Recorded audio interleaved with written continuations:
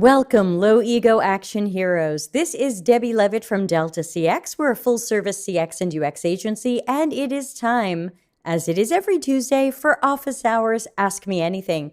I do this every Tuesday at 6:30 p.m. Italy time, so check your time zones.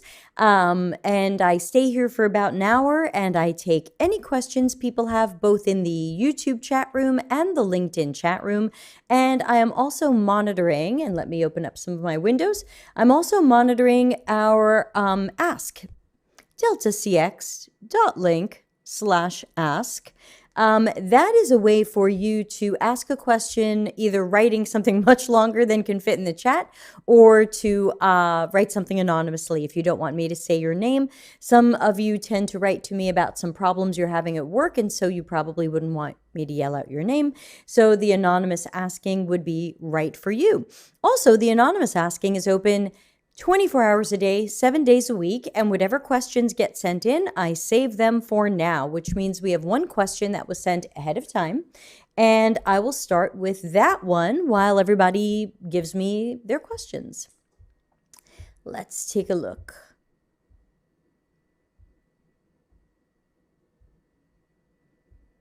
Oh, hold on. I'm getting a Slack question here. Okay.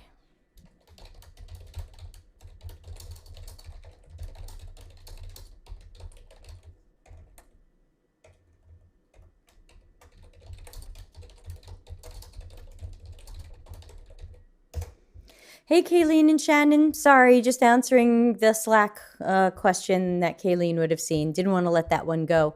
Hi, everybody. Shannon says today is fire. Any particular reason why today is fire, Shannon? So the question that I got ahead of time was a pretty neat one. And I love that almost every week people send me new questions. I've been doing this, over a year now? And people still send me questions that I've never seen before. So it's really cool. LinkedIn is fire today. Yeah, LinkedIn's on fire a little bit. Aditya, I see your question. You'll be our second question today. So I'll put you on the list there. And thank you so much for joining. So the question that I got ahead of time, so it goes first, is, should you accept equity as compensation? Now, obviously, there are going to be many opinions on that, but my opinion on that is you should only accept equity as compensation if you would be happy with never being paid.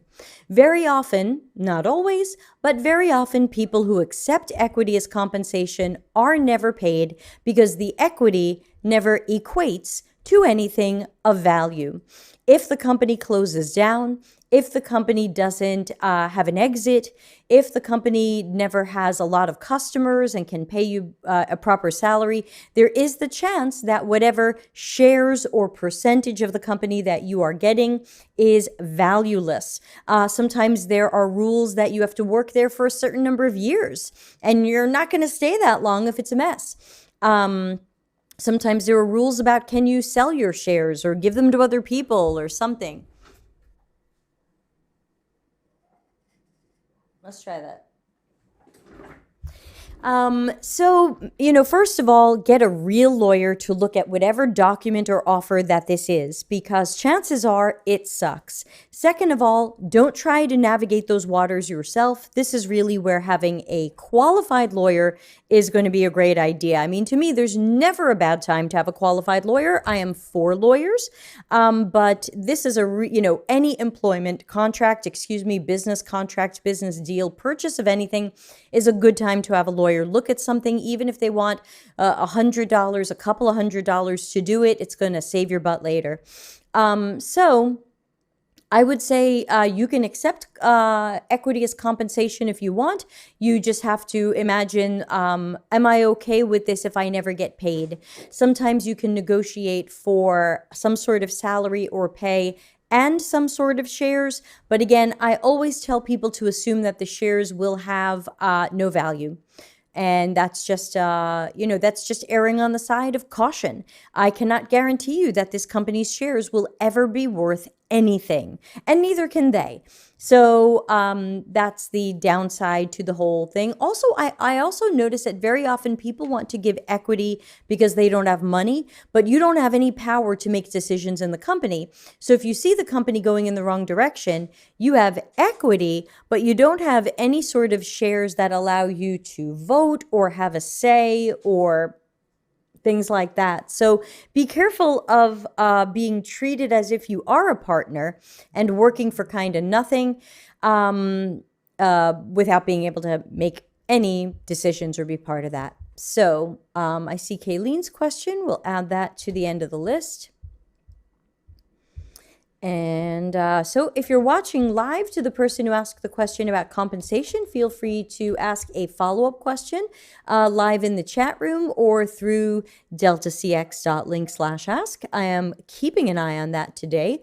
And of course, as always, we've got, where is it? I have to remember where to point. Here we go. The tip jar.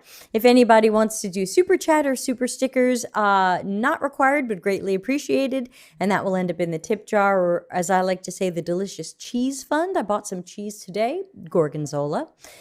So, thanks in advance. All right. The next question we have came in from Aditya on LinkedIn, and it says, what is the importance of service design? I'll tell you, the importance of service design when you end up with a company with a bad service. Sometimes that bad service is customer support, how those support people were chosen and hired, how they were trained, what they have the power to do and what they don't have the power to do. That's part of service design. So think of service, if you think about the things we do in CX and UX, service design is part of that. It's a close cousin. Instead of creating a digital interface of some sort, we are working on services. So we're doing all of the research and strategy and architecture and, in quotes, design in relation to services. So that service could be how a startup that is in the healthcare industry is going to talk to patients or train its workers or things like that. So there's lots of Googleable stuff about service design, but in general, I would say it's very important. And it's something that I think a lot of companies either forget about or they think is part of the marketing department. Yeah, or it's part of the learning design, instructional design department. They'll decide how our customer support people are trained. And I really think that it should be seen more as a CX effort that is cross-functional. So yeah, we want marketing involved, product, I don't know about engineering, maybe. We want lots of people involved in this, but we want to be involved as well so that we can have a say in how we are fine-tuning a service experience for our target customers. If anybody can ever make it to the pinnacle of service design on the planet, who can guess what I'm about to say? Where is the pinnacle of service design on the planet? Where is the place that I hope that someday you will all come with me and I will do a guided tour of the amazing CX, UX, service design, and everything? Who knows what I'm talking about?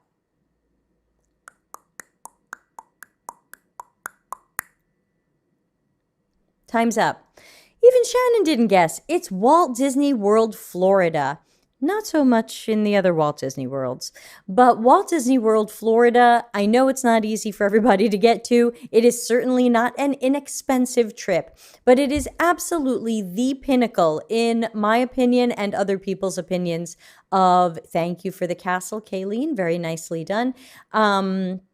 It is the pinnacle of everything. I mean, there are some things Disney gets wrong, but there's a lot that they get right. And I really think that instead of emulating crappy startups that are likely to fail, we should be emulating that. That is the pinnacle. That is a world that has been 3D designed specifically for you to feel, think, do certain things, not in a dark patterny way, but it's just me. Hi, Charlene. Kayleen says I guessed right. You certainly did. You wished upon a star.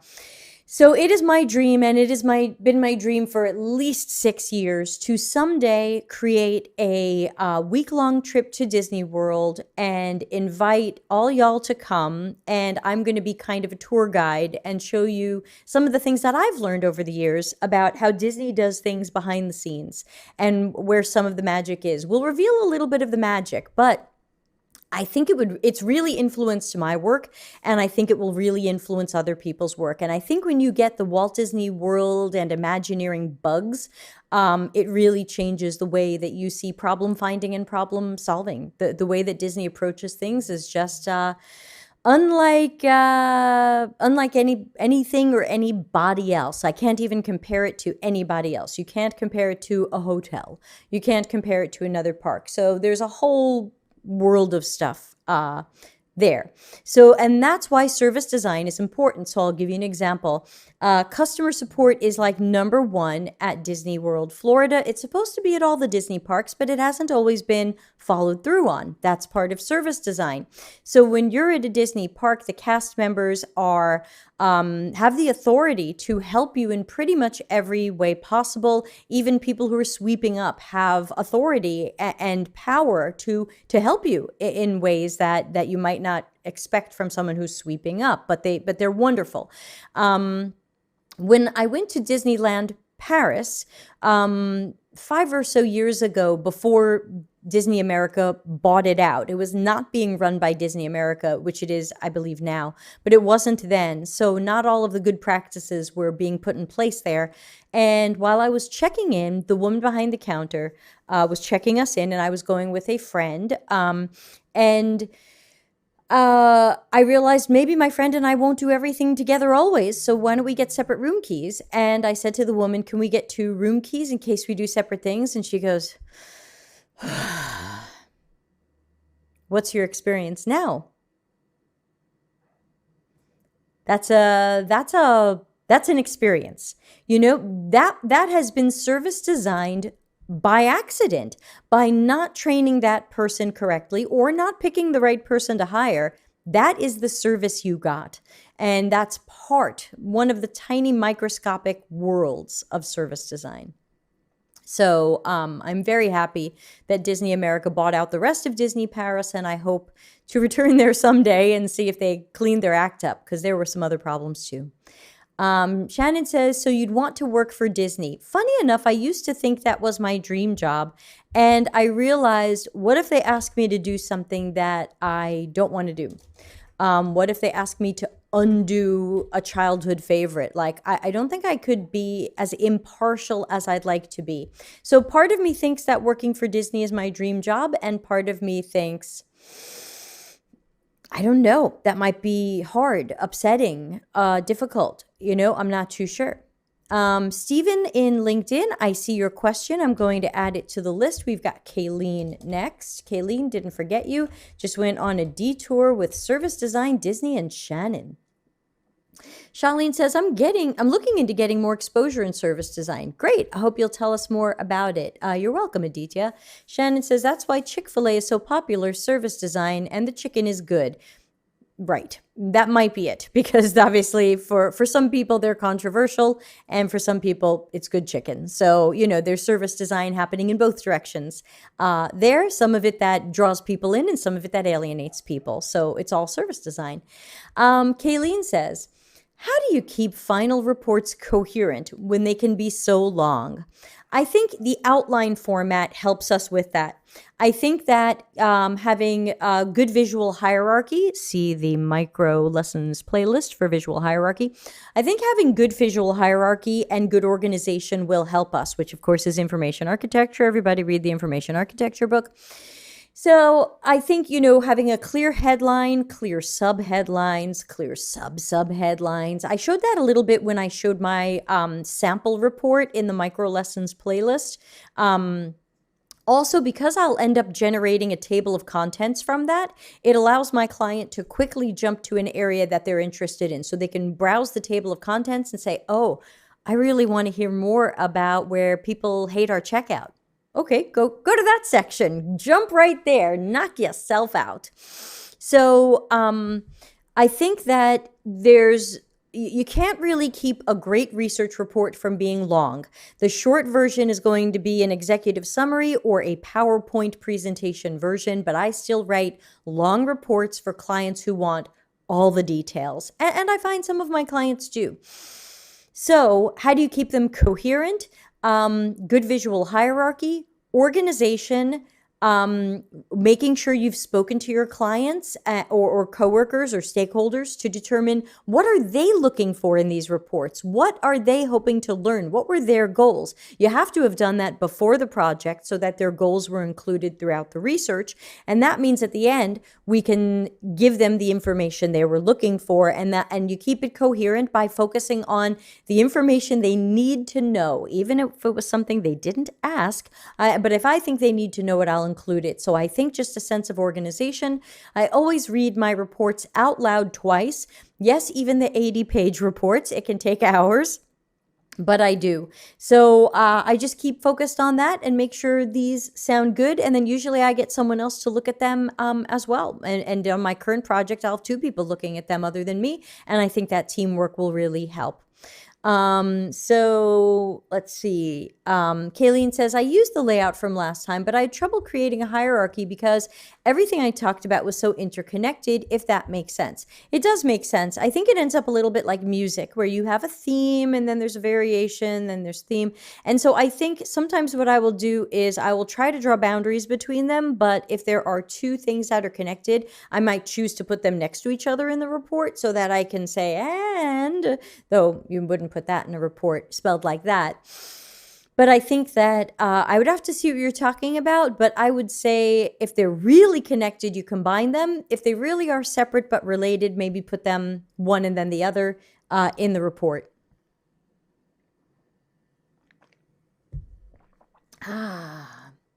But again, you can always show me your report and I will help out because I do that. All right, now we've got Stephen over in LinkedIn asking, any insights into how to align CX metrics to business KPIs and how to measure these to get better buy-in at the investment stage? Yes, I think I wrote some chapters in my book about that 2 years ago. So let's talk about metrics a little bit. Now, first of all, we should have been talking about metrics when the project was starting or even before. So when people are trying to figure out metrics late in the game, you're late in the game. So it's really better to figure out some of these things during planning. In some cases, it's hard for CX to come up with quantitative metrics. We might want to look at something more qualitative. For example,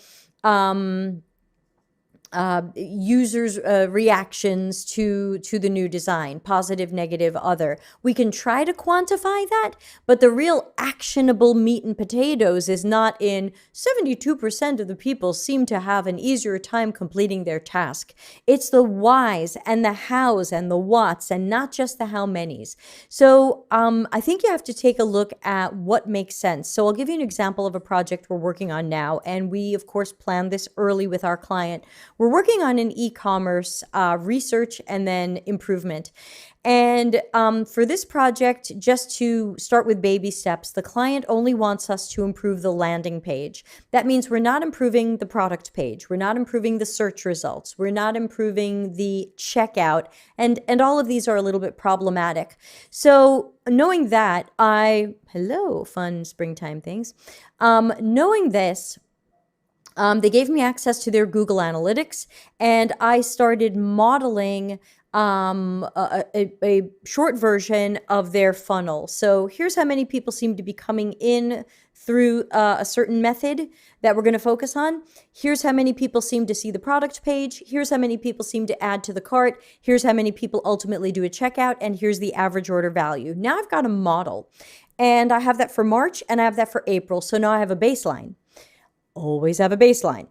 And now I can say, and now I can model, what might it look like if we improved this? What if we improved, okay, we're not touching the product page, we're not touching the checkout, we're not touching the search results, but we're touching the landing page. What if the landing page were X% more likely to have someone put something in the cart, everything else being the same? That is a good metric because that is reasonable. It's reasonable because it's not holding us responsible for more checkouts. Well, your checkout kind of stinks. I'm going to assume your checkout rate is what it was in March or April.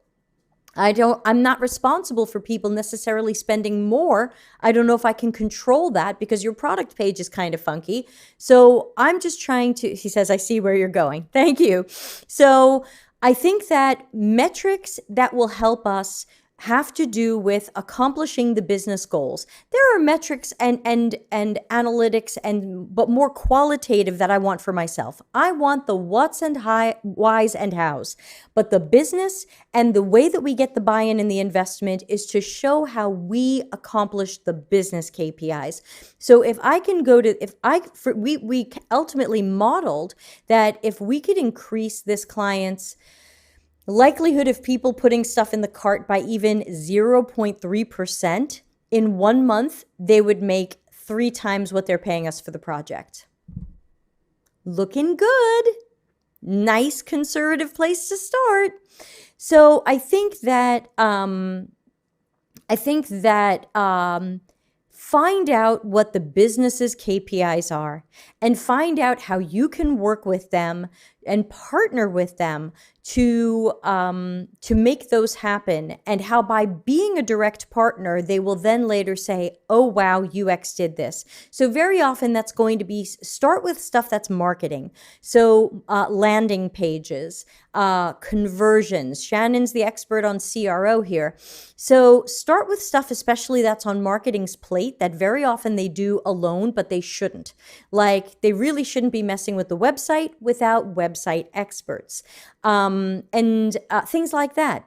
And so I would say that those are some great places to start, where you can work on a project with marketing and say, marketing, what are some of your goals? And make sure they're user-centered goals, not like, we want more people on the mailing list. Well, guess what? Nobody wants to be on your mailing list. Come up with a goal that the users want too. They're there to buy something. You hope they spend more. Let's come up with goals around repeat purchases, or amount they're spending, or more likely to put something in the cart, or something like that. So start with that. And I think when we can show, and that's the way my client is treating this, they're treating the landing page project as like a test of what we can do. And basically, they said, look, we believe in UX and we believe in you, but we need to show by you doing, so we're doing weeks of research. We are doing a solid, real research project. I just last week we did 28 observational research studies. And I did most of them. And now my fantastic apprentice, who many of you know, is working on the coding and analysis and synthesis, and then we'll be working on the task analysis and other things. The fantastic Ralitza. I would say, please hire her, but then I would miss her. So she is looking for a job. Please hire her. And so we are doing a real solid, not skimped on research project for them. We're going to have a mountain of information about a lot of things going wrong with their site and their workflows. And we'll start with the landing page. And I believe that when we can prove ourselves with the landing page, this client will come back to us and say, holy poop on a stick, fix our checkout, fix our navigation, fix our homepage, fix our, you name it. I think we're going to end up, I think when we can make these people happy, and I have confidence that we will, I think we're going to end up with a year of work of fixing their site, possibly in pieces, but that would still be pretty cool. It's not the best way to go, but it's kind of cool to me because it will be more measurable. Steven says, areas of the biggest value, agree. Thank you ever so much, Debbie. You're welcome. Let's see what questions have come in. And Solomon says, let's put Solomon's question in the copy paste. Have you ever had a situation where UX improvements negatively affected business goals or KPIs? I have not had that situation, but mostly because 2 reasons. 1, I have rarely been on a team that believed in measuring any of this stuff. Nobody wanted to be held accountable later for how things went, so it wasn't being measured. Boo, hate it, wrong. So thing 1, I've unfortunately been on a lot of teams that didn't even want to measure stuff because they didn't want to have to admit later it was freaking garbage fire. Thing 2, On a couple of the teams that I was on where we did measure stuff, they were very experimental about releasing this to the public. So they would use typical experiment methodologies where they would say, 5% of our site will get this, or 10% of our site will get this, something small that they could control. They were using, not sponsored, I think Lean Plum at the time. I don't know if they're good or bad. That's who they were using. And then trying to figure out, based on the KPIs they had set, does this look like this is improving something we were hoping would improve? And that way, if it looked like it was a downgrade for the company, they could kill the experiment and nobody would see it anymore. And if it looked like it was doing well, they would scale the experiment and have more people see it. So, but also even on those teams when things didn't go well, nobody in particular was blamed or held accountable and everybody kind of kept going. So I would say I have not yet been on a team where it's been like, hey, this went bad and it's UX's fault, or UX improved something, but we see it as a downgrade. I haven't seen that yet. I'm sure it exists, but I also wonder in that case, are people measuring the right things? And I also wonder, were they really UX improvements? Very often it's, what's the right word? Y'all will know what I'm talking about. It's the refresh. It's the visual refresh. It's like, don't really change the UX, but, let's fix the colors and update our gradients and update our visual trends. And then it's like, well, that didn't really move the needle that much. And then who you pointing at? So there you go. Let's see. Aftab is here. I feel like we haven't seen you in a while. Have you been? Aftab says, and keep the questions coming, everybody. And remember, you can subscribe here on YouTube. I go live 2, 3, 4 times a week. Subscribe here on YouTube. All the ads are turned off. You should never see an ad on my channel. So hopefully it is a good user experience. Empathize with the like button. And you can join our Slack workspace where we've got over 600 people, though I'd say 30 to 50 are very active. The rest are lurky or drop by when they need something, which is okay. So come on and join. Aftab says, I've been good. So Aftab says, is it effective to apply KPIs for enterprise software? There's really never a bad time to have KPIs. Remember, KPIs stand for key performance indicators. These are just numbers that indicate that something is performing well or the way that we expected. So there's never a bad time to find some way to measure if something we're doing is performing well or performing badly or performing as expected or performing not as expected. So there's really never a bad time, place, system to get KPIs in place. Now, KPIs are different for everybody and different for different situations and sites and whatevers. For example, blogs and content websites, they want you to stay there as long as possible. Facebook, YouTube, blogs, recipe websites, they want you to stay as long as possible, usually because of the ads that are there. And so for them, a KPI very often is time on site or time on page. Did you spend a lot of time on these pages or this page or the whole site so that we can have served you a certain number of ads? However, if this is an enterprise software product or paying your electric bill, we don't really want time on site. Time on site makes it sound like people are having problems and not getting their tasks done. And that's why task analysis can be so important. So if you have the type of site where people just want to go in, get something done efficiently and go, you don't want time on site. You want low time on site and high task accomplishment. So that's why KPIs are going to be different for every project or product, or different for services than for digital things. So everything's going to be different. I can't say what it is, but should there be KPIs for enterprise software? Absolutely. KPIs for enterprise software could include how many people are, Charlene says the KPI for those will be no friction when it's paying the bill. Well, sure, that could even be time on task. How fast did people get this task done? And did they run into any of the 4 horsemen of bad UX while trying to do it? My registered trademark: frustration, confusion, disappointment, and distraction. Time to renew the trademark, kids.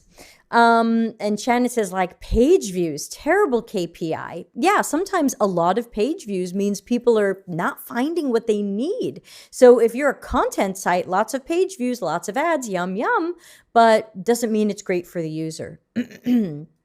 Kayleen, I'll get to your question next because it's a good follow-up question. I just want to make sure I am completing my answer about enterprise software. So common KPIs. Average order, so for enterprise software, could be average order value. Let's say you sell something per license seat. Maybe you have a SaaS or something you're installing. So maybe it's how much of this can you sell? You know, can you sell 50 seats? Can you sell 100 seats? So how much are people spending? AOV, average order value, you'll see a lot. If you have a monthly subscription or an annual subscription, are people renewing or are they canceling? You've also got, do trial customers become paid customers or do they leave you? These are all totally measurable. These are absolutely great for people who love quantitative stuff. They're absolutely measurable. And we can say, why aren't trial customers becoming paid customers? Now, the problem is many marketing departments guess. And what they should do is partner with CX and UX and let us run a 1-month research study to learn why we're losing those people. Because analytics and other things will tell us we're losing people, but we don't know why. And if we start guessing, you know what I'm going to say, guessing is that short road to hell, because we should know. We should know, not guess. Any other episodes where you talk about common KPIs used to measure UX? No, I do not have that. I wrote about it in my book, but I do not have an episode on that. I have wanted to get some marketing people on my show, and I have not yet been able to do that. I have invited my current client to talk about what UX should know about Google Analytics, but they haven't said yes yet. So we'll see if they'll come on, because their Google Analytics is, I've never seen anybody like customize and granularize Google Analytics more. And I'd love for them to talk about what should we know about that. Charlene says, I did a project similar to that. One of my favorite projects that was. So yeah, so I'm up to Kayleen's next question. Am I missing any in the anonymous? No, but remember you can ask questions anonymously. deltacx.link/ask. This is spam email. Okay, so it's not any of you asking a question. Kayleen says, I'd love to see the Google Analytics person on the show. Yeah, I invited them. I don't know if they'll come on. If they're watching now, hi. Really having fun with this client. So it'd be great to have them on the show. Okay, so Kayleen has a question. What is the benefit of registering trademarks? Let me tell you a little story. Let me tell you a little story. So what was it? Last February, maybe? I got a message from the always lovable Jen Blatz, who should be on the show. She's from the UX Research Meetup, Texas. I forgot what they're calling themselves, but many of you are following them on LinkedIn, social media. She said, hey, here's the new conference talk by someone you're not totally a fan of. You might want to take a look at this. And this person had given their conference talk a name that, let's just say, was extremely, extremely, extremely close to the 4 horsemen of bad UX. Now, I have a registered trademark on the 4 horsemen of bad UX. And not only do I have a registered trademark on that, but I actually have what we call precedent, which means it accidentally, without me knowing it, was challenged and I won. And I found this out accidentally. The U.S. Patent and Trademark Office had refused to give some guy a trademark on the 4 horsemen of dentistry because he was like a website guy. And when the Patent and Trademark Office saw that a website guy wanted the 4 horsemen of dentistry, and I was involved in websites, and I had the four horsemen of bad UX. They decided this was too close and they wouldn't give him his trademark. So if the four horsemen of dentistry isn't going to fly by the US Patent and Trademark Office, you can be pretty sure that someone who is trying to use the four horsemen of something UX was not going to fly. So I got to say to this person, C and D, which is what we call cease and desist. I do some of my own lawyering, but I also have an entire family of lawyers who help me for free for fun. So I can lean on them where I need to. But I reached out to this person and I said, this is infringing my registered trademark, and you're not going to be able to name your conference talk this. And I'm already getting emails from people who are asking if I'm working with you. And so it appears to be that you're trying to do this to take advantage of my reputation and things like that. So of course, I'm not a lawyer. I'm not an intellectual property lawyer, but I'm not afraid to stand up for myself and send someone a letter telling, it's a letter back in the old days. Now it's an email telling them that's not going to fly, and that I'm willing to take this to court if they will not change their talk name. And without telling the full story, I'll just say that person ended up emailing me back and forth for most of the day, mostly personal insults. And but the short version was they claimed they were going to change the name of their talk anyway, and that I really had no legal rights to the name, and that that nobody can trademark a conference talk name, and blah, blah, blah, blah, blah. So they changed the name of their talk. I was satisfied with that. And then I went and registered the .coms of all of their talk names. And scene. So I do tend to register a lot of my trademarks. It is not expensive to register a trademark in America, and it's not that difficult if you're comfortable with fake lawyering. It's good to use a real lawyer for these things, but I'm comfortable with fake lawyering. Solomon says, #savage. Oh, honey, you don't even know. So trademarks run about $900. They're good for 5 years. So this year I actually have to renew both P-Type, which is my other brand name, and Four Horsemen of Bad UX. They're coming up for their 5-year anniversary. I do have trademarks that I have let expire that I'm not going to renew. And if somebody uses them, I probably wouldn't come after them.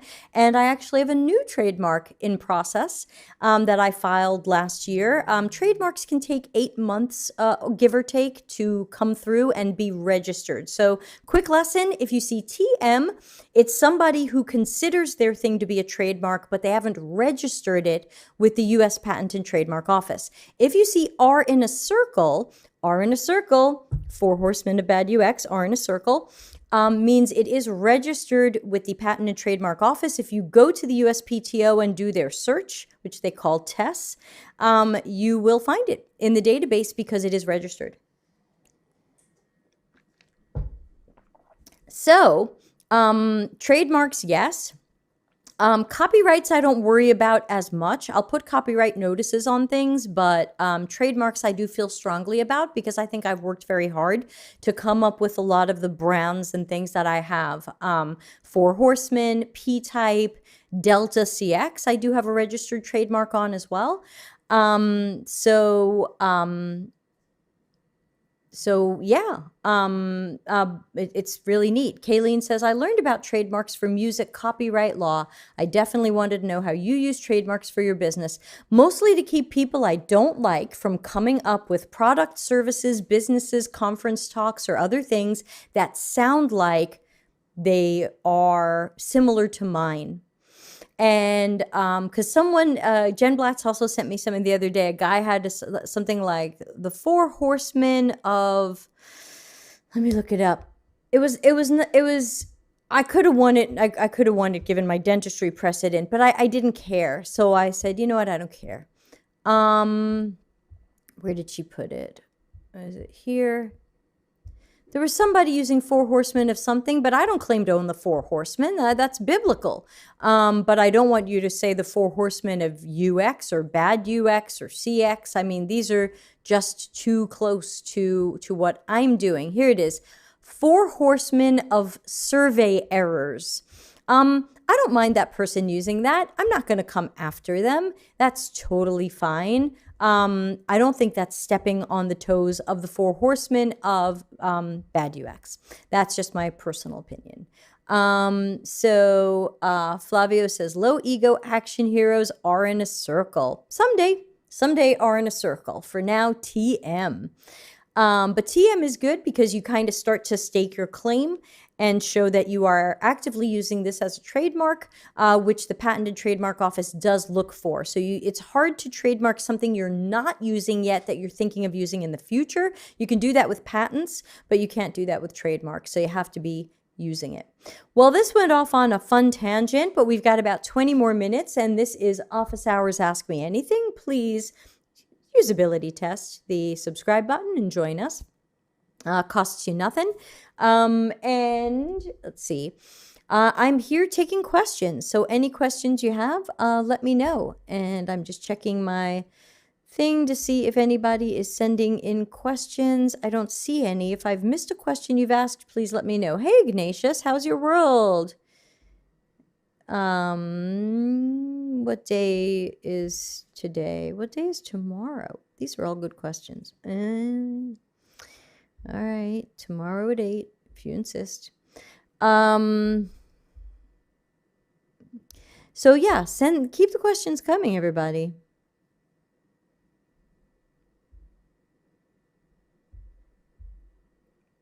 No questions. Well, we'll hang out a little bit longer and see what people say. Oh gosh, Flavio says, I was named PO of a project. I've never been there or done that. What should I do? Help. Well, that's very strange for a company to ask you to do something you've never done before. Can you tell me what happened there?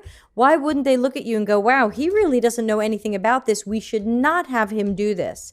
Why would they ask you to do something you have never done? Also, it's going to be hard for me to answer that because PO is different things based on different flavors of Agile and Scrum. Usually, but not always, and too bad Ralitza's not here. She would know better. But PO is like a product manager, but is usually on the Agile or Scrum team and is usually prioritizing the backlog for the engineers and making product related decisions outside of engineering's domain. I know, it's product owner. Yes, I know it's product owner. I don't know why they made you that. What should you do? Is this Scrum or Agile? Or what flavor of what is this? Let's start with that. And I know there's a 14-second delay, so I will wait for your answer. But of course, everybody feel free to send in more questions. We have more time for more questions while I cooked something delicious today and it wants me to tell you that. Now I'm hiccuping.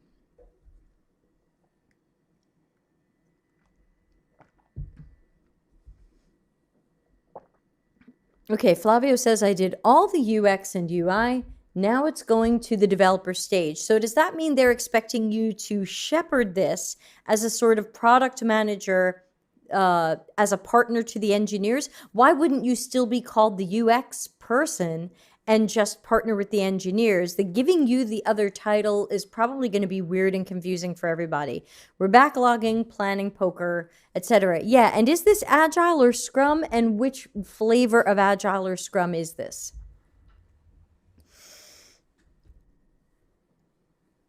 Do we know? Do you know? Find out.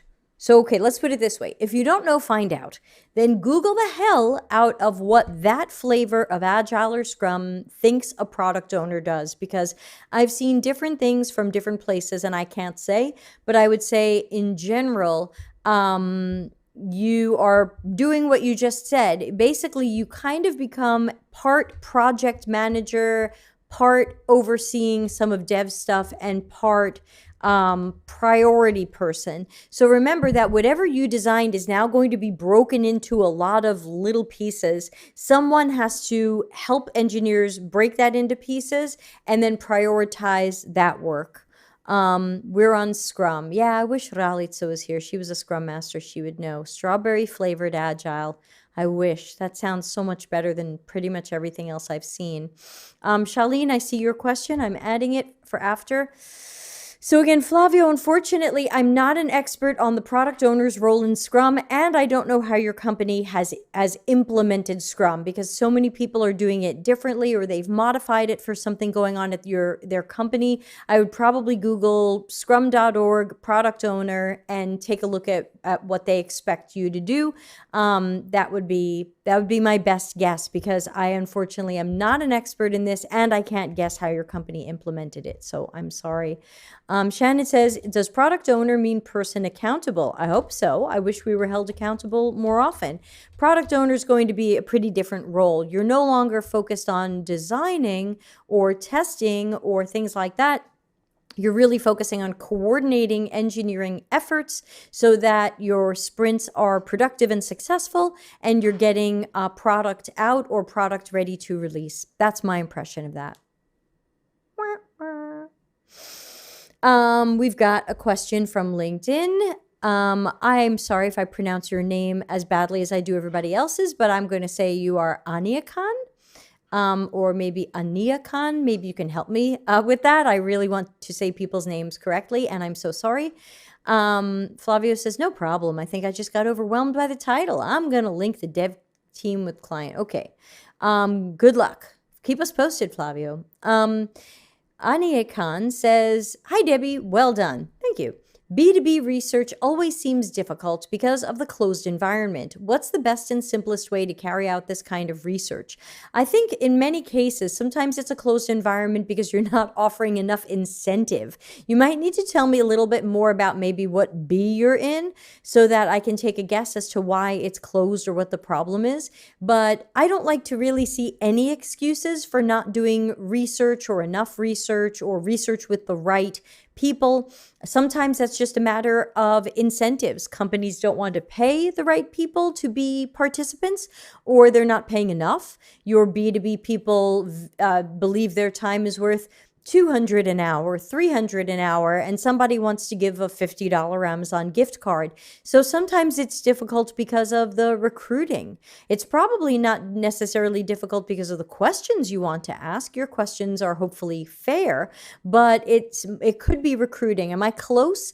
I don't know how LinkedIn's lag is doing today. Sometimes LinkedIn lags 2 minutes, but let me know if this is a problem of recruiting, if this is a problem of something else, and if you can give me a little bit more information on what's particularly maybe going wrong, I can try to advise. But B2B research is hard for me to speak to, because when I've done it, I've been given access to people, and I've been given access to good budgets to give people incentives. So I haven't had that problem, but I know it exists. So I want to hear a little bit more from you so I can speak more specifically to it.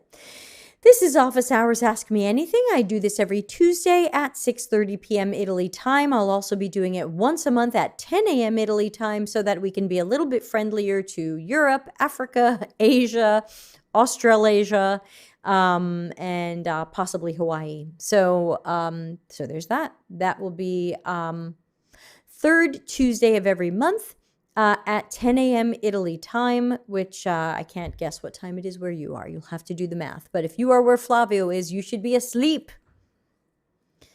And sometimes Shannon drops by because her baby is up at 4:30 in the morning. Oh. Can't even imagine.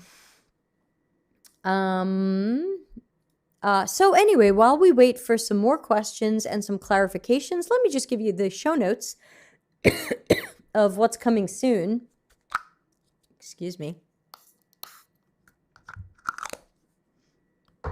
I've been talking a lot. All right, so that's it for this week for broadcasts. I'm doing some fewer broadcasts in May because my project Charlene says, my question. Did I miss you? I missed you. Oh, no, I did miss you. Thank you. Thank you. Okay, let's do Charlene's question. Thank you. I missed it. I know. Yes, me. Debbie, what user testing tool do you generally use or recommend? Says good friend Charlene. Okay, many of the user testing tools are pretty close at this point. They are not all identical, but many of them have many of the same features. You're bringing your own people or you're using their panel for an extra price. You're setting up some tasks and you're giving people some links to go to a prototype or a website or something. You're getting videos at the end, and sometimes the video includes the person's face and sometimes it doesn't. You're asking them questions at the end, sometimes you're asking them questions at the beginning. For the most part, I feel like many of these systems have become quite similar, and I don't feel like there is strong differentiation between them. Currently, I have been using Userlytics, #not sponsored, because they are the least expensive and because they have a good set of features. If they didn't have a good set of features, I would use somebody else. I was using Validately for a little while, but I think UserZoom bought them and the price went up, or the price was going up anyway or something. I was using user testing many years ago, and then they decided to price like UserZoom, and I'm not the target audience, clearly. So I would say, really, they're all pretty good from what I hear. I haven't heard about a bad one. It really mostly depends upon your budget. I've had a good time with Userlytics, though I don't totally love their salespeople, a little pushy, and I don't like that the credits that I've bought expire. I think if you have my money and I've bought credits, they shouldn't expire, and that's going to make me buy fewer credits in the future because I'll be afraid of them expiring. So if you want to inspire me buying more, don't make my credits expire, and then don't send me annoying emails about how my credits are expiring and you want me to buy more. You're just teaching me not to do business with you if I don't have to. Getting a private message from Flavio. Flavio, get a new hobby. Charlene says Userlytics. Yes. Again, not sponsored. Next week they might suck. Who can say? But I've been reasonably happy with them so far. And again, mostly because of their lower pricing than many of the other ones. But I know people are using lots of systems out there. So I'm not saying anything negative about any of the systems out there. All the ones that I've tried are okay. Some of them I just can't afford. And that's the end of that. I liked user testing and then I couldn't afford it, so I haven't seen it in 6-8 years. Solomon says try Usability Hub. I haven't tried it. You know, I'm open to all of these things. I just haven't tried these things. Some of them are just expensive. Let's take a look at Nick's question. Nick is asking from LinkedIn, so I can't put it on the screen. And Nick, good to see you, says, what advice do you give for folks on how to decide which UX direction to go in? So I'm not too sure what your choices are there. Do you mean research versus architecture? Do you mean formal education versus informal education? And again, you're a career path wise. So again, do you mean research versus architecture or something like that? Normally, if I'm right on that one, normally I try to match people up with their natural strengths. If you're going to start with something, we've got an anonymous question that came in 7 minutes ago. I see you now. Let me get that on the list. Okay, so anonymous person, you will be next. Thank you for your patience. I was answering the other one and didn't see that come in. So Nick, I would say that at least for people's first step, I try to pick something that they feel like they like, that is a good mix to their natural talents, where they've got some skills, and where they think they want to go. If someone says, wireframes, Ben, not so much. I think I want to do research. Okay, well then start learning everything you can about research and go in that direction. So until you can qualify for a job. If someone says, oh, I really love interaction design, I say, okay, then read information architecture books so that you'll know more than other people. Get accessibility training so that you'll know more than other people. And hopefully you'll be able to show yourself standing out from others in your portfolio. So I would say if I'm understanding your question correctly, and I'm not sure I am, so please ask a follow-up question, I would say that I am a play to people's strengths person. So I originally started out as an architect and interaction designer and strategist because those were my strengths. And I later moved more into research because I found that I was pretty good there too. But I didn't start there. I started by focusing somewhere else. Nick says, for someone who is not a UX designer, how to choose which profession to start with, among which ones? So I'm not totally, I feel like you know your question, but I don't get it. For someone who is not a UX designer, how to choose which profession to start with? From within UX? Outside of UX? Go be a psychologist? I'm sorry, I don't understand. Can I please get you to give me more color and detail around this? Because I'm not understanding. You're shooting for something and I don't know what it is. So please tell me so that I can give you a better answer than I have been. We've got a question before Kayleen's, and when Nick gives me some follow-up, we'll jump back to his as well.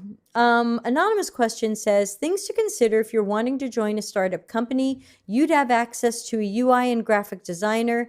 I have about 5 years of experience, but nervous as to what to expect. That's technically not a question, so I don't know what to say to that. And just in case I'm not seeing this clearly, I'm going to put this up on the screen and ask the audience what they think the question is, because I don't see a question here. Things to consider if you're wanting to join a startup company. You'd have access to a UI and graphic designer of about 5 years experience, but nervous as to what to expect. Oh, I think I see the question now. So if you want to join a startup and you get to do CX or UX and you don't have to be graphic design or UI, you're nervous as to what to expect. I can't tell you what to expect. I don't know how mature the startup is. I don't know how they approach CX or UX. I don't know if they're doing any research in order to better inform strategies and decisions and product. I don't know. There's so much I don't know, so I don't know what to expect. But if you're not sure what to expect, you should be asking these things in the interview. So the interview is a great time to learn some of the things that you'd like to learn about a company that you think they'll tell you the truth about. You can't say, what's your culture like? Because it's always amazing, but it's really always terrible. So whatever you think someone can tell you the truth about, try to find those things out in an interview.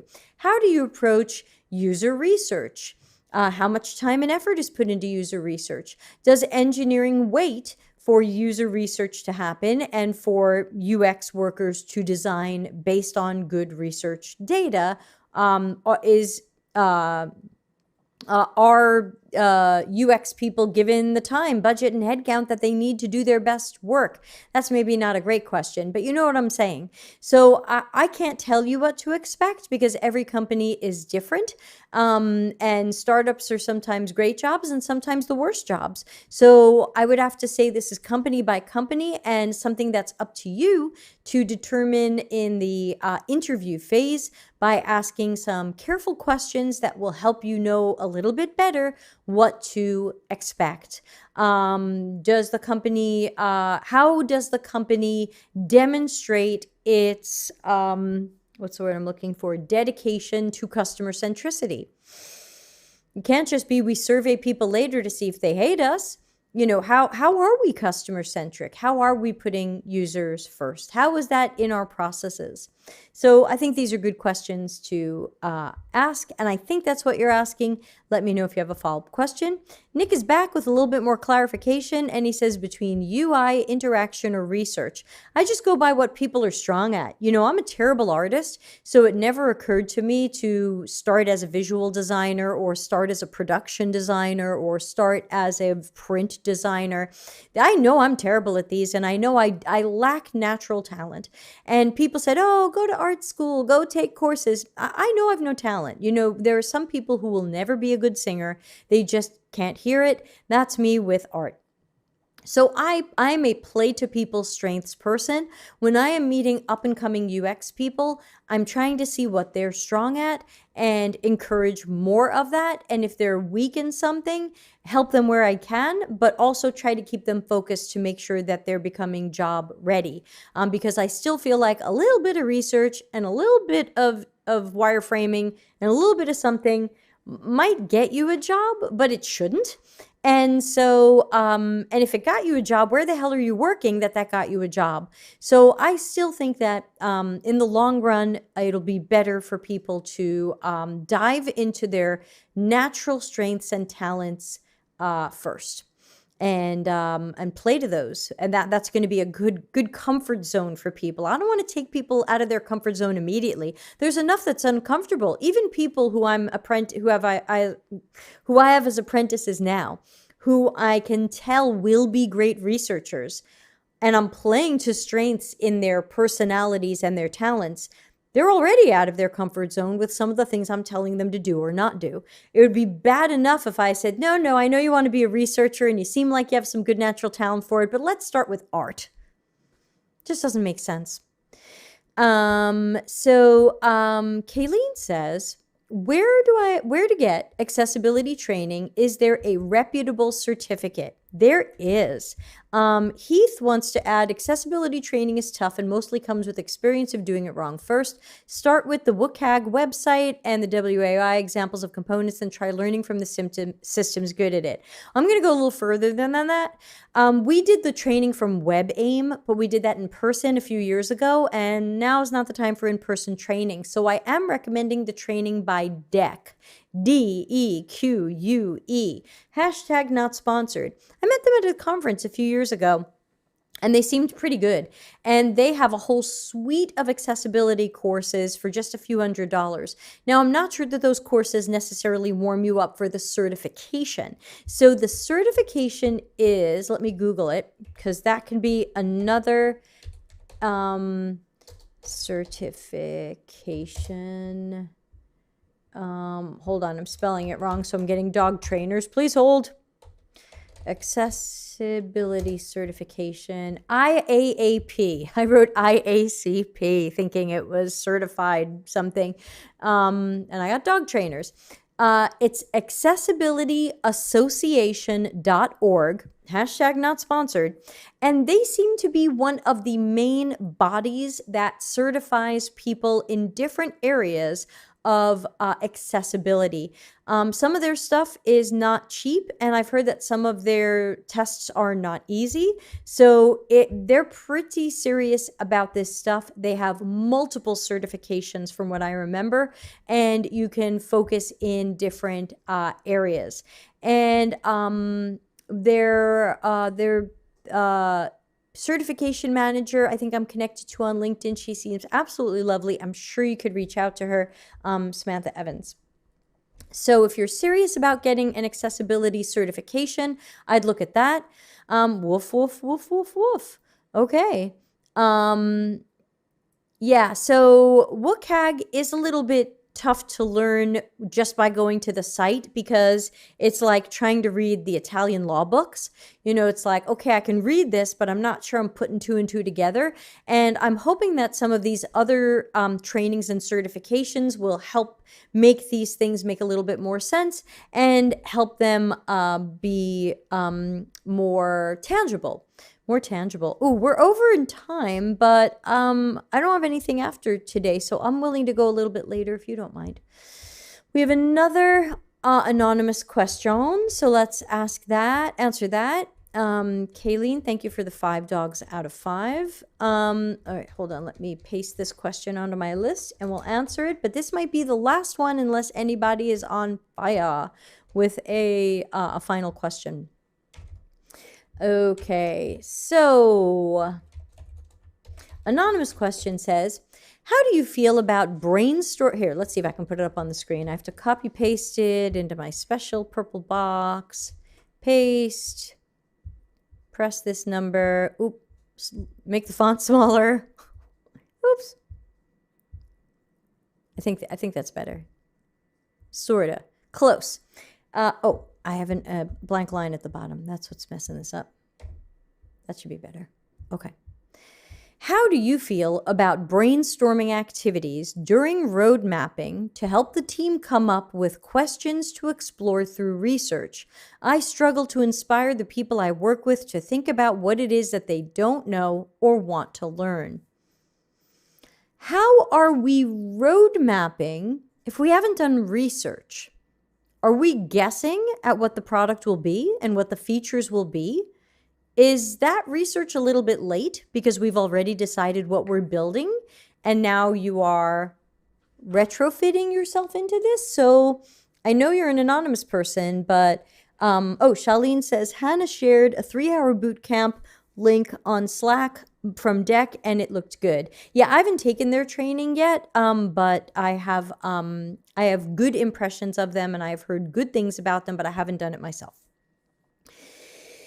So let's answer this question in pieces. So first of all, I think that by the time you're road mapping, which is usually deciding which features you're going to build in what order, you are late. Because I think research should happen before then to make sure that we are shepherding customer value. If people are already deciding what features to build, and then your research shows that these features are garbage and not what people need, is your company really agile? Are they going to change the roadmap and say, oh, poop, we were going in the wrong direction. We shouldn't do that. Everyone stop what you're doing. We've got a different roadmap now. So it's important to get research in even before the road mapping because we don't want to have to be the people. We don't necessarily want to have to be the people who later on are going, oh, yeah, by the way, that idea that everybody fell in love with that you put on the roadmap is crap. Bye, Flavio. Good luck with your multiple jobs, hats wearing. So I'm a little concerned about the order in which things are happening. So number one, check that. See if you can be doing research earlier. Number two, come up with research yourself. I struggle to inspire the people I work with to think about what they don't know. How can people think about what they don't know? People are so bad at this. I would say you need to take the lead. Don't be in the back seat with this. Don't wait for somebody else to go, hey, researcher, there's a thing I don't know. Can you work on this? Be proactive. This helps show your value. If you are just sitting around waiting for somebody to give you something to do, then you can accidentally look like an order taker or a pair of hands. And that's going to be bad. People are going to think we don't need research until we come up with a reason to have research. And that's going to be bad. Anonymous person, I see you. I will answer this even though this is getting late and we should really make it the last question. So be careful of being too reactive in a world where we are supposed to be proactive. Let's see. What piece of the question haven't I addressed? Help the team come up with questions to explore through research. You come up with them. If the team hasn't come up with questions, and if the road mapping process has not put on the light bulb of holy cats, there's something we don't know, and we're guessing. I mean, quite simply, if you see people guessing that people might want this feature, but we don't really know, do some research. That's crying out for research already. You don't need a special occasion. You don't need somebody going, hey, oops, wrong button. Hey, research. Hey, dingy, dingy, dingy, dingy, dingy, ding, ding. Oh, Maggie, thank you. Thanks to Maggie for the $2 super chat. I will put that towards the gorgonzola, which I ate for dinner. Yay! Thank you. Thank you for looking forward to the AMAs. I enjoy this too, as you can tell. So back to that question. Boom. Nope, wrong one. I don't have it on my board. I have to do it manually. So you listen for people making crap up and guessing at crap and going with features that are super guesses and say, hold on, before we prioritize that one, let's spin up some research and make sure we're going to do things that people really need with customer value and so on. Now let's talk about how do I feel about brainstorming activities. I do like brainstorming activities. Rarely, but once in a while, I do run my own flavor of what I call an ideation workshop. It's in my book. That is not ideation like design thinking. Don't any of you even imagine that there's design thinking happening here. No. And the idea is to just get people together, expose them to the existing research that we have. So make sure you've done a lot. Make sure they have personas, task analysis, optimized task flow, customer journey maps, video clips, quotes, PowerPoint on what we learned about people, talking about whatever challenge or product we're trying to brainstorm around or problem. Make sure they really understand the problem, not the design thinking version of understanding the problem, really understanding the problem and the customers. If we don't understand the problem, we are guessing at solutions. So make sure they really understand the problem. And then I like to do my brainstorming or ideation workshop as just ideas. I don't let anybody sketch anything, because remember that a sketch or a wireframe is an execution of an idea. We're saying, here's my idea, but it looks like this and it works like this. And I say, hold on, just stop at the idea. And it's just enough to get the idea. We don't have to see exactly how it looks or exactly how it works. That's our job. But let's see if this idea even has legs, or if the idea needs some changes before we even get to some of the manifestations of it. So I like to just do brainstorming or ideation workshops where people are stuck, for a couple of hours listening to information about customers and the problem or the challenge, and what tasks people have and what they're trying to improve or solve or accomplish. And then I collect ideas, but I won't let anybody draw. And sometimes I have them do them in the form of user stories so that they are thinking from the perspective of the user. There you go.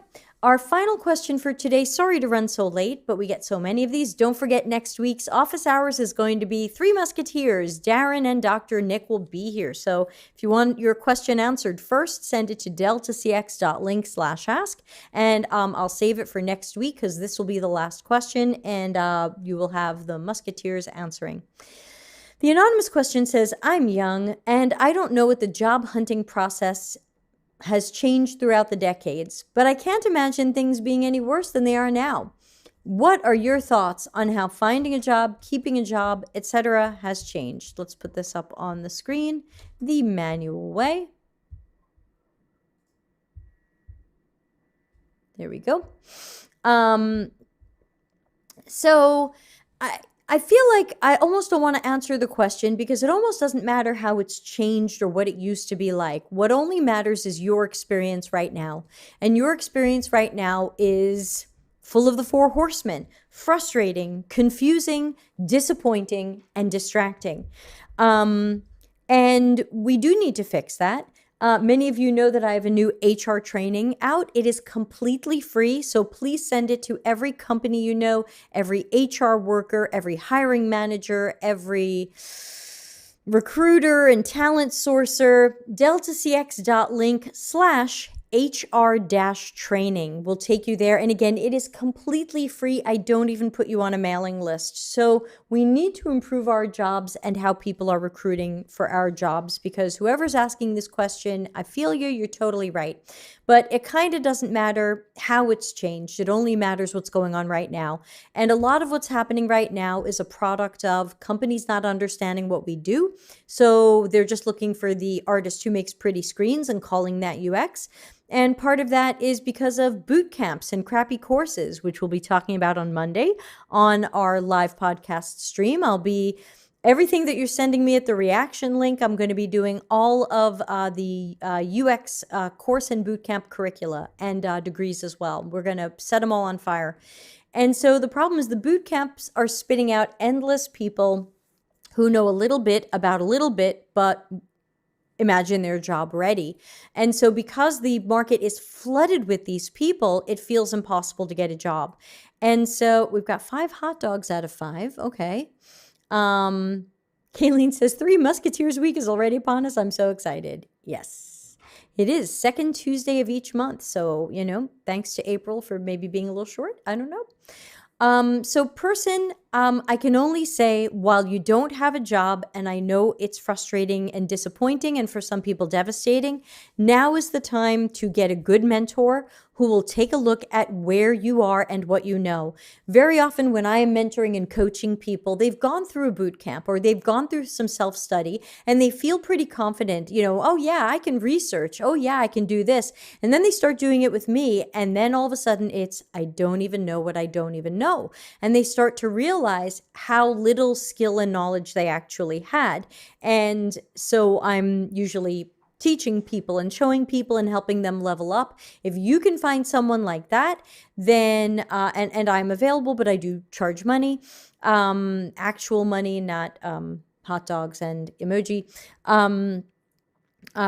That's the way to go, because now's the time to get a mentor to look at your portfolio, to look at some of your work, to talk to you and to say, aha, based on what you've done so far, here's where you have some strengths. Here's where you have some weaknesses. Let's pick a goal for you. So the best mentoring and coaching is, of course, goal driven. So let's pick a goal for you. Okay, you want to level up in certain areas, and also let's take a look at why you're not getting these jobs. Now, in some cases, you're not getting the jobs because you don't have experience. UX right now is a world where you can't get your first job because you haven't had your first job. I can't fix that. I just can't. I put an apprenticeship model out there hoping that companies would use it and improve upon it. It's on the Delta CX website, but I can't fix all the companies who don't want to take a chance on an entry-level person. And I understand, because our work is mission critical and nobody wants people guessing at it. So I get it. Without apprenticeships, there doesn't seem to be a bridge between people's education and their first job. And I can't fix that. I can't make companies create apprenticeship programs. So now is a good time for you to learn more things so that you can stand out from the growing ocean, ice caps melting ocean of all the people who have done boot camps and online courses and all have cookie cutter portfolios and all know a little bit about a little bit. Now is the time for you to study some cognitive psychology. Now is the time for you to read the O'Reilly Information Architecture for the Web and Beyond book, #not-sponsored, because that is a book almost nobody has read who is under 35. So it's important for you to read that and start putting that into use in your real and sample projects. You will stand out from other people, I believe. Solomon says, also be careful of following bad advice. Keep your critical thinking hat on always. Seek objective answers to every question. Yes, the way that we did a whole episode on critical thinking. You can find that in the live stream podcast. But my suggestion for critical thinking is ask yourself, what are the possible outcomes here? And what would I do in case of those outcomes? Snow, I'm getting snow. And bears. Oh, Kayleen says, I have the polar bear book. Excellent. I have the polar bear shirt. But that is a longer story and it has a sad ending. So anyway, yeah, critical thinking hat on. Not everybody's membership club is worth it. Not every book is worth it. Not every online course is worth it. Not every mentor is worth it, even the free ones. Be picky. This is your education and career we're talking about. Be picky. You would be picky if it were your kids' education or your dog's education. So be picky. Heathcamp says, sorry, I made that one word. I'm ready for bed. You can also try AngelList and work for equity and get some experience in, which is pretty much the opposite of what I said at the beginning of the show. Oh, fantastic. So at the beginning of the show, I said, don't work for equity unless you don't mind never getting paid. And also, I do advise people that if you are going to take sample work or free work or pro bono work or cheapy work or whatever it is, whether it's from AngelList or something else, two things. Number one, have a contract. I think I have episode, 11 about that, about how to freelance. Number two, check if your boot camp nullifies your work guarantee, your get a job guarantee refund if you freelance. Then you'll want to hold off on that. check that. Otherwise, get your money back from your boot camp. And number 3, whether you're doing this for free or whatever it may be, that's not the point. Get a mentor or a coach. There are a number of people I'm coaching right now who are doing school projects, fake projects, real projects, and they show them to me sometimes weekly, sometimes less often, sometimes more often, and I'm giving them constant feedback. Okay, here's your research plan. Here's how we can make it better. Here's your first interview. Here's how you can improve your interviewing style. Here's your affinity diagram. Here's some things here's a pattern I think you missed. I cycle through everything that people have the budget to cycle through with when they're working with me. And let's put this up again. You can go to deltacx.link/coaching. You can get 15 minutes for free with me, and I'm happy to just talk to people and see if you feel like we're a coaching match. If you do want to continue with me, I charge $50 for a half hour or $100 for an hour. And there's no minimum or maximum. You can use it as you like. Heath says, I mean, if you have no experience. Yeah, but if you have no experience, I don't want you guessing at UX. Guessing at UX is usually not the path to becoming better at it. There's only so much you can guess at piano until you're probably going to need a teacher to help you. There's only so much you can guess at operatic singing before you're going to need a teacher to give you some good technique. Solomon says there are a shit ton of online articles that only cover principles or methods superficially. For sure. So a mentor can also help you with that. Hey, mentor, I found these 2 articles on Medium and they said opposite things. What's your experience? What do you think? So I think a mentor or coach who you can lean on is invaluable. I'll also recommend our Slack channel, which is it's a workspace, our Slack workspace, which is completely free. This is the Low Ego Action Hero Delta CX workspace. There's over 600 people there, though again, I would say 30 to 50 or 60 are active. Many are lurkers or not hanging out there right now. They'll come back when they need us. But all of us are answering questions for each other all day. I'm in there answering questions for people every waking moment. Everybody's helping each other out. So, and it's completely free. I don't even put you on a mailing list. Low Ego Action Heroes will tell you that in YouTube. So, now is the time to get help and assess where you are so that you can move up. I'm sorry we've run really, really late today, but I hope it was helpful to people and hope people got some good ideas. Remember, we do this every Tuesday at 6:30 p.m. Italy time. It is now 7:52 p.m. Italy time, so we've gone about an hour, 22 minutes. I'm going to play us out of here, but I hope to see everybody here on Monday. I'm going to do an entire show on assessing boot camp, online course, and university degree curricula. These will be short impressions. I'm not going to interview people who did that course or go deeply into it. I'm going to give you my quick 2-minute version of when I go to these people's website, here's what I'm looking for. Am I finding it? Do I feel trust for this? Yes, no, move on. So if you want to see me react to that, you've got a few days to get it to me at reaction, deltacx.link/reaction. Send me a link to a bootcamp online course, university degree curriculum that you want my opinion on. But again, these are going to be short, off the cuff opinions. I'm not going to interview people who did these courses and say, oh yeah, 50 people loved it. I'm just going to give you my quick impression, and I'm going to be teaching you my method for how I assess these things so that you can then use my methodology in the future, and you don't have to keep asking me, well, what do you think of this one? You'll know because you'll use my methodology. So Kayleen says 5 smiley faces out of 5. These are my kids. So I'm going to play us out of here. And I did update the closing video to now have the theme song. So, or a little piece of it, 14 seconds of it. So everybody be well. See you in the Slack universe over the coming days. And of course, see you here on Monday for our curricula extravaganza. Be well, wear 32 masks, and I will see y'all very soon. Thanks. Delta CX, available for CX and UX consulting, projects, and training. Contact us for a free consultation